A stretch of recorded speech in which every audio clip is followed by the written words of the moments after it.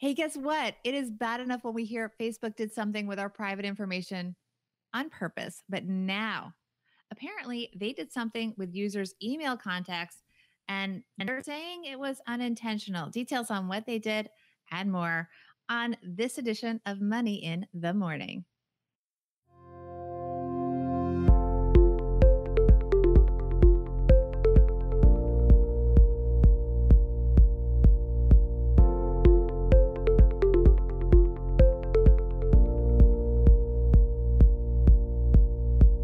Welcome to Money in the Morning. I'm Bobby Rebell from the Financial Grown Up Podcast, coming to you from my very grown up kitchen in New York City.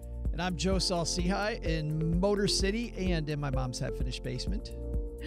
This is the podcast where we take recent headlines, like some podcasts, we read them, but we get into why they actually matter to you. And then we're going to talk about the takeaways and how you can make it your own. And we've got a crazy, scary story today out of a social media account that many of us are probably on, Bobby.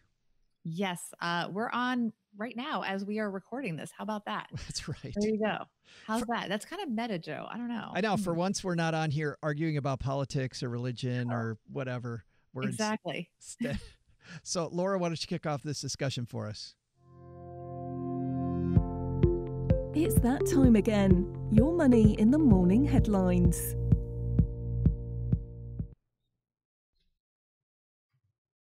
All right. Are we getting to our headline about Facebook? And that is from the Wall Street Journal. Facebook says it unintentionally uploaded. You ready for this, Joe? 1.5 million users' email contacts without permission. Here we go. This is by Saul-Sehy Roy Chodhuri. And my apologies for mispronouncing your name, as I always botch so many names, Joe. Facebook said it may have, quote, unintentionally uploaded the email contacts of up to 1.5 million users on its site without their permission or knowledge when they signed up for new accounts since May of 2016. A source familiar with the matter said users affected by that incident were not just limited to the United States. These contacts were not shared with anyone, and Facebook is deleting them, a company spokesperson told CNBC. We fixed the underlying issue and are notifying people whose contacts were imported. I'm sorry, I think this is a CNBC story. I miscredited that. So it's a CNBC story. We fixed the underlying issue and are notifying people whose contacts were imported. People can also review and manage contacts they share with Facebook in their settings. Facebook said it inadvertently uploaded the emails without permission. Social networking, there's a little bit of repetition here. Business Insider first reported the news and said a security researcher noticed the tech giant was prompting some users to type in their email passwords when they opened an account to verify their identity. Facebook said it used to have a step in the account verification process where some users had the option to confirm their email address and voluntarily import their email contacts onto the site. Big sentence coming up here. The feature was meant to help them find their friends more effectively. That sounds really nice, Joe. But here's the thing, also to improve ads. So they were using it for data research. The process was redesigned in May of 2016, while the language, which explained the step, was removed. The feature was not. So basically, the big change, Joe, what they're saying here is that the feature was always there. They just stopped telling people. Isn't that amazing? Right. Hence, email contacts were still being uploaded to the site without users being aware of the fact. The reported incident is the latest in a long list of privacy concerns and controversies saddling the tech giant, which is facing increased government scrutiny. Facebook faced strong public criticism after it was revealed that a UK-based political consulting firm, Cambridge Analytica, exploited the company's business model to influence the US presidential election in 2016. And since then, Facebook has faced growing scrutiny from users and even employees as more privacy scandals were unveiled throughout 2018.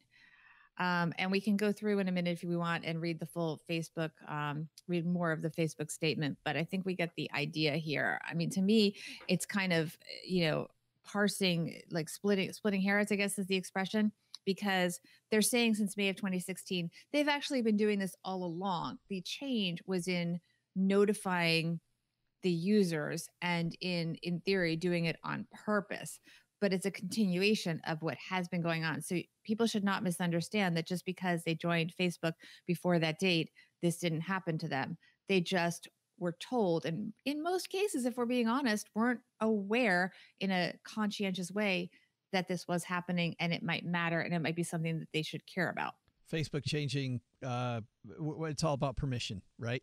Right. I mean, this is a story about permission. What's funny to me, I can just imagine this day at Facebook, and one guy walks over to another and goes, "Hey, Earl, I think you messed that up.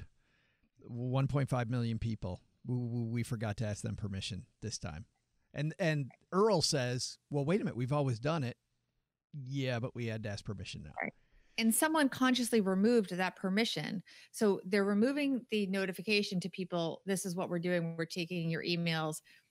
But then at the same time, they just forgot step 2 to actually remove the action. They told people they were stopping the action, but then they did not stop the action. And that's where it gets a little bit fishy, because someone proactively stopped the communication with their users. So they didn't mess up that in theory, but somehow they messed up actually doing it. I want to go right into kind of what the takeaway is here, because I think we're going to spend a little bit of time on the takeaway, which the takeaway for this first piece for me is, what is your identity protection plan? Because, you know, depending on who you are, and we do this in front of a live Facebook audience, your identity protection plan may be different. And there's a piece of me always that's agreed with what Kathy here says.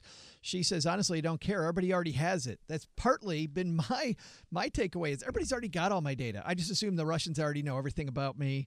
And I know that my bank is going to, you know, refund me if something happens. You look at what's happened with all these data breaches around these different companies. And yet lately, I think about not just for me and for Kathy, but for a lot of people listening, like, is there a bigger game here that we're just in the early stages of? Are we going to see, and we've done a couple stories on this before, synthetic identities are coming, where now they're going to recreate me better than I'm me, just using all this stuff that they have about me. I remember when I was a financial planner that we had to have this whole contingency plan around what happened if there was a tornado. I mean, back in those days, we had lots of paper floating around the office. Like, what if this got out? What if something bad happened? What if I passed away? Like, what are the contingencies for all of these different things? And I remember thinking at the time the same thing people might be thinking as they're hearing us now, going, really? Yeah, I don't want to deal with identity protection, but forget it. They already got it. They got everything. I'll tell you, when I put a real plan in place, Bobby, I felt so much better. Because I actually had a strategy of how I was going to protect my clients and protect my business. I think you bring up a really important point, because we tend to talk about the personal here, but part of your personal identity protection is the professionals that you deal with. So it's important that even if you are putting or have have something in place to protect your own identity, what are the professionals that you work with doing? For example, when I was studying to be a certified financial planner, one of the areas that you cover is protecting and securing client data. And here we're talking about digital data, but even, paper is something. Sometimes the most vulnerable thing is paper. Are you protecting the paper around you? Do you have papers lying around that if someone came in, they could see some interesting information?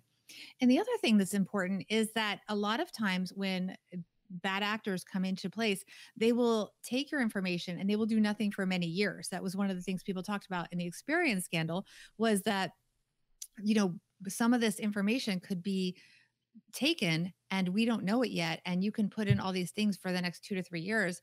And then in year 4 or 5, something happens and you don't necessarily know where to trace it back to.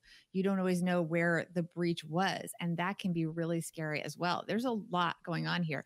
So I don't know. I absolutely understand what Kathy is saying. And I think a lot of us can empathize with that, because to some degree, there's only so much we can do and we do have to live our lives, but we also should be proactive and really be lifelong learners regarding what we can be doing to protect everything from not just digital, but also paper. It's funny. There's a lot less paper now than there used to be, but I still think of the amount of the just sheer number of things with my name on it and personal information that could end up in the wrong hands. A shredder is so inexpensive. And I couldn't believe how inexpensive it was. And now everything the shredder is, I mean, the mail comes in, stuff gets shredded. And it's just one simple step, takes 2 seconds. Dylan has one here too in the comments. I like this one.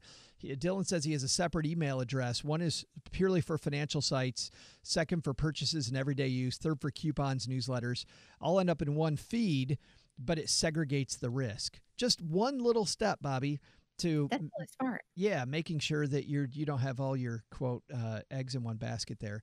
Eric says that he hopes that if somebody steals his ID, maybe they'll pay his debt too. Wouldn't that be awesome? Yeah, I think that Dylan is making a good point also about, refusing. He talks about he refuses to give his social to doctors' offices, which always ask for it. The truth is that a lot of companies or anybody that you deal with, vendors, doctors, whomever, will ask for your social security. And if you say politely, I prefer not to do that, they will often work around.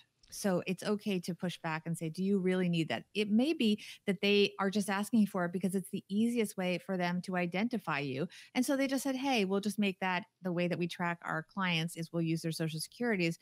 Not necessarily the best idea on their part, but it may just simply be from, I don't know if it's laziness, more like simplicity. But if you just say, I prefer not to, sometimes that's okay. Dylan's point too that doctors' offices and healthcare being the weakest link that we've seen lately, hackers go toward as people get smarter about protecting their financial data in other ways and protecting their data overall in other ways. Shows though also, Bobby, that's a moving target. Right now it's healthcare. Where else is I remember being so surprised a couple of years ago when I heard what Dylan's talking about here with healthcare professionals and how hackers are going after your electronic medical records because they're fairly easy to get, a bunch of data on you. I remember how shocked I was then. Any day now we could hear, hey, there's this other place they're getting your data from that we didn't know about. Right. Third-party risk. Yeah. Big issue. That's going to be a big buzzword, I think, going forward for businesses and for individuals, third-party risk, because you can do your own systems, but one slip of giving your information to somebody that may be legitimately does need it, but does not have the right protections in place. And that makes you vulnerable. And that's what we see. I mean, I don't really like the language in this story about Facebook saying it's unintentional, because it was intentional. It sounds what they did was that they just continued to do their same process, their same procedure. They just changed telling you about it. So they unintentionally kept doing it. They unintentionally kept doing it. Yes. Language. I mean, I don't know if that's a CNBC headline or whether that's really how they're trying to frame it, but it sounds like they changed the language and how they were communicating with their users and did not change the actual procedure. I think the problem is they changed the procedure and Earl, who was in charge of it, didn't get the memo. I think that's exactly, I mean, I don't know if that's exactly what happened, but I think that's the story. And I think that's the way Facebook wants to frame it. It's definitely the way that Facebook wants to frame it. Loving that. Joe's very popular.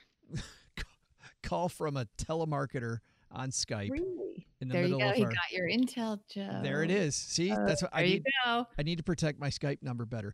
Yes, But a couple things. I mean, you think about just your credit. Let's talk about that for a second. It's become easier than ever to freeze your credit. Also, your debit cards and your credit cards often have turn off, turn on buttons now that you can access through an app.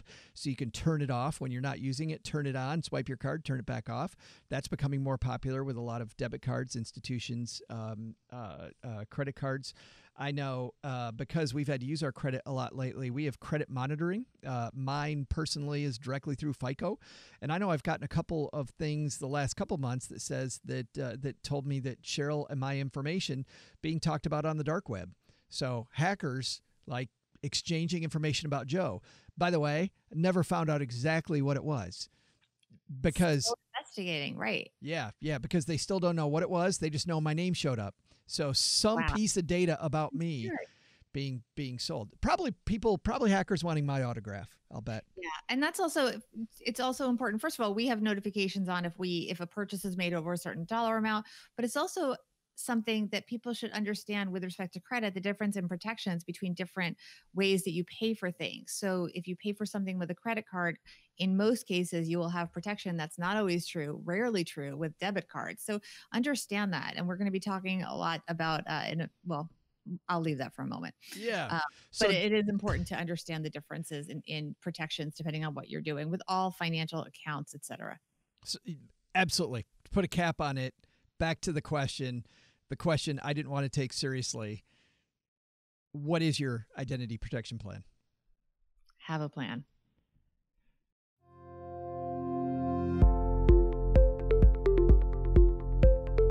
This show is created by Joe Saul-Sehy, hosted and produced by Bobby Rebell and Joe Saul-Sehy, is engineered by Caden Thompson, and all put together by a pack of well-trained ferrets down here in Joe's mom's basement. You'll find Bobby at the Financial Grown-Up Podcast and Joe at the Stacking Benjamin Show. Go say hi to them there, too. Online, visit us on Twitter at Average Joe Money and at Bobby Rebell, or come join a live recording at our Facebook page. That's facebook.com/iStackBenjamins. I know you already know this too, but Money in the Morning is for entertainment purposes only. You should not act on anything recommended by a bunch of entertainers in a basement or even a Manhattan kitchen without first consulting your financial advisor. And second, dude, have your head examined. Have headlines you'd like us to discuss? Send them to joe@stackingbenjamins.com or put them on our Stacking Benjamins closed Facebook group. This show is a collaboration of Stacking Benjamins LLC and BRK Media LLC. Copyright 2019. All rights reserved. I'm Joe's mom's neighbor Doug, and I reserve the right to always say, we'll see you next time back here on Money in the Morning.